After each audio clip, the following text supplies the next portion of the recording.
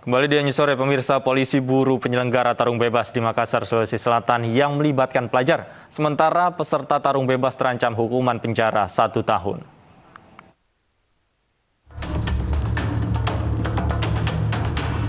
Polisi memburu penyelenggara tarung bebas di Makassar, Sulawesi Selatan, baik panitia yang berada di lapangan maupun admin media sosial.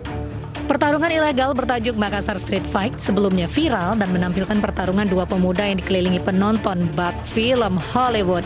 Tarung bebas ilegal ini digelar di lahan kosong Jalan Ince Nurdin, Kecamatan Ujung Pandang, Makassar, Sulawesi Selatan, Senin lalu. 8 pemuda telah ditangkap polisi, 2 petarung dan 6 penonton, 3 diantaranya masih pelajar. Para petarung membayar Rp50.000 untuk pendaftaran dan bisa mendapat hadiah Rp1,5 juta jika menjadi pemenang. Adapun untuk modusnya, untuk pertarungan ini diawali dengan viralnya di salah satu akun media sosial akan adanya pertarungan di salah satu tempat. Disitulah para penonton akhirnya melakukan DM ataupun japri terhadap panitia ini, termasuk para petarung ini. Adapun dari petarung ini dijanjikan sekitar 10% dari penjualan tiket ataupun 1,5 juta. Dan untuk para penonton ini ditarik uang tiket sekitar 10.000 per orang. Polisi menjerat dengan pasal 184 KUHP terkait perkelahian tanding serta pasal 56 dengan ancaman hukuman 1 tahun penjara. Sementara Pemkot Makassar akan memberi pendampingan hukum kepada pelajar yang terjaring polisi. Tim Liputan iNews melaporkan. Polisi tengah menyelidiki viralnya tawuran anak perempuan di sebuah lapangan tanah merah yang disebut berada di Depok. Polisi membenarkan hal itu kejadiannya berada di kawasan Bojonggede.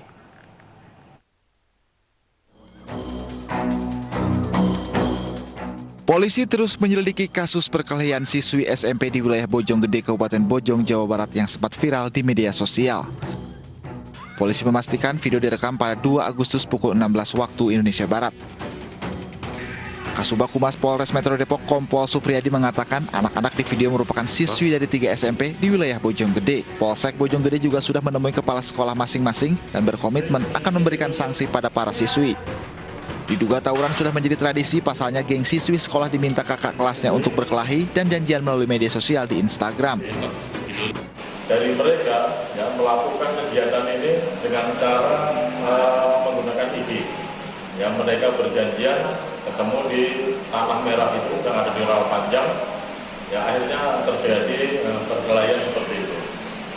Atas video itu, pihak Polsek Bojonggede melakukan tindakan atau melakukan penyelidikan yang memanggil kepala sekolah, 3 kepala sekolah itu akhirnya ketemulah di SMP Al-Ghazaliyah bahwa memang membenarkan bahwa di antara para siswa mereka itulah yang melakukan perkelahian itu yang ada di video itu.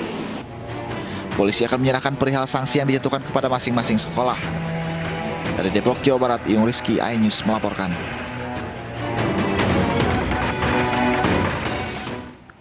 Kapolda Sumatera Selatan Irjen Pol Eko Indra Heri meminta maaf atas sumbangan bodong 2 triliun rupiah dari keluarga Akiditio. Kapolda Sumatera Selatan mengaku tidak hati-hati. Kapolda Sumatera Selatan Irjen Pol Eko Indra Heri meminta maaf kepada seluruh masyarakat dan secara khusus kepada Kapolri Jenderal Listio Sigit Prabowo. Ia mengakui dirinya tidak hati-hati saat menerima sumbangan dari keluarga pengusaha Akiditio sehingga menimbulkan kehebohan di masyarakat.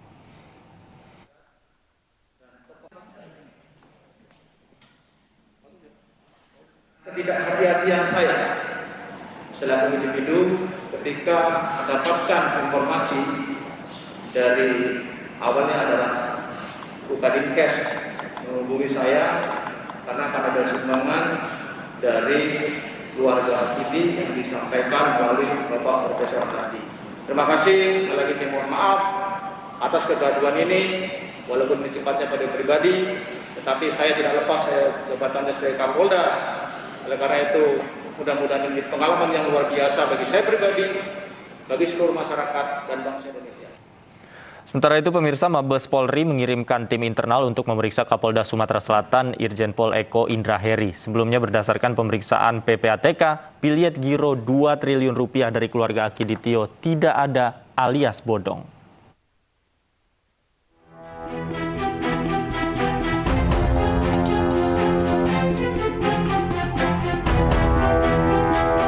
Mabes Polri mengirimkan tim internal untuk memeriksa Kapolda Sumatera Selatan Irjen Polisi Eko Indraheri terkait sumbangan bodong 2 triliun rupiah dari keluarga pengusaha Akiditio. Pemeriksaan untuk meminta penjelasan terkait kronologi penerimaan sumbangan. Ini dari Mabes Polri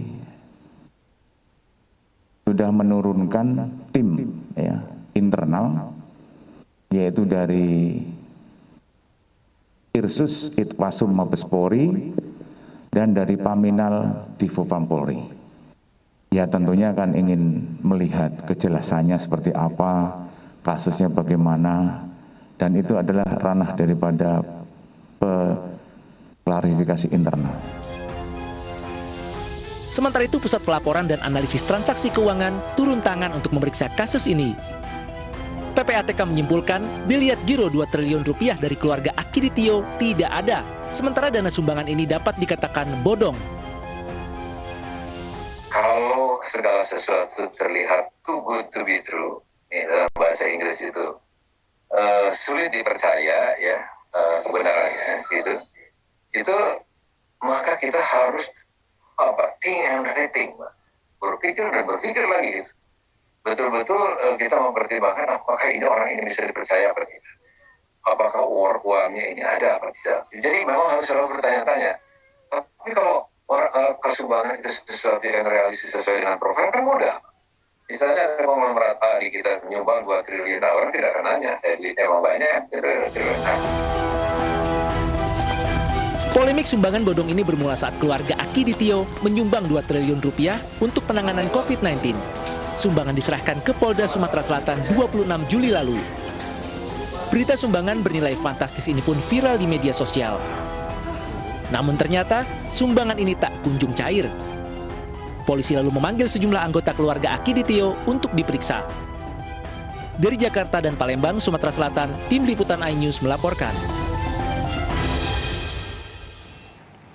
Masyarakat anti korupsi meminta Kejaksaan Agung untuk menghentikan secara tidak hormat Jaksa Pinangki Sirna Malasari. Maki juga mengkritisi Kemenpan RB dan Badan Kepegawaian Negara yang seharusnya berkoordinasi dengan Kejaksaan Agung untuk menghentikan gaji Pinangki Sirna Malasari. Jaksa Pinangki Sirna Malasari terbukti bersalah menerima suap dari Joko Chandra terkait pemufakatan jahat dan tindak pidana pencucian uang. Meski demikian, Pinangki masih berstatus aparatur sipil negara dan Kepala Subbagian Pemantauan dan Evaluasi 2 pada Biro Perencanaan Jaksa Agung Muda Pembinaan di Kejagung. Terkait hal ini, Koordinator Masyarakat Anti Korupsi Maki, Boyamin Saiman, angkat bicara. Jaksa Pinangki Sirna Malasari sampai saat ini belum diberhentikan secara tetap. Dengan demikian diduga juga masih menerima gaji. Mungkin gajinya sekitar separuh lah. Dan ini juga semestinya Menteri Pan RB maupun Badan Kepegawaian Negara juga segera melakukan koordinasi dengan Kejaksaan Agung untuk segera menghentikan gaji yang bersangkutan. Terkait Pinangki masih menerima gaji atau tidak, tertuang dalam Peraturan BKN Nomor 3 Tahun 2020 tentang petunjuk teknis pemberhentian PNS. Pada ayat 5 tertulis PNS yang diberhentikan sementara diberi uang pemberhentian sementara sebesar 50% dari penghasilan jabatan terakhir. Pinangki dipenjara di Lembaga Pemasyarakatan Wanita Tangerang untuk hukuman 4 tahun ke depan. Hukuman disunat dari sebelumnya 10 tahun penjara. Tim Liputan iNews melaporkan. Jelang 2 tahun pemerintahan Presiden Joko Widodo, seruan untuk berdemo muncul dari salah satu kubu himpunan mahasiswa Islam. Namun di kubu lain meminta soliditas dijaga untuk mendukung pemerintah menangani COVID-19.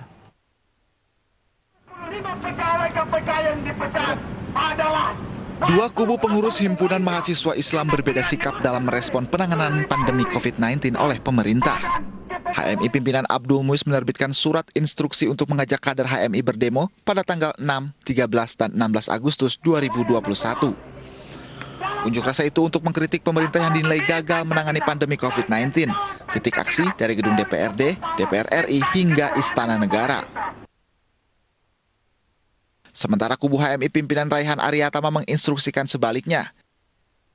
Raihan menginstruksikan kadernya untuk mendukung pemerintah menangani COVID-19, diantaranya dengan membentuk relawan untuk membantu masyarakat yang terdampak virus corona. Perbedaan sikap menunjukkan kuatnya dualisme yang terjadi di organisasi HMI. Abdul Muiz sebelumnya terpilih sebagai pejabat ketua umum setelah pimpinan sebelumnya Sadam Al-Jihad mengundurkan diri pada Maret 2020. Sementara Raihan Aryatama terpilih lewat Kongres HMI di Surabaya pada Maret 2021 yang dibuka oleh Presiden Joko Widodo. Namun kubu Abdul Muiz menilai Kongres di Surabaya inkonstitusional. Bahkan Kongres yang berlangsung di Gedung Islamic Center ricuh karena ada sejumlah kader yang mengamuk karena usulannya tak disetujui mayoritas peserta pemilik suara sah.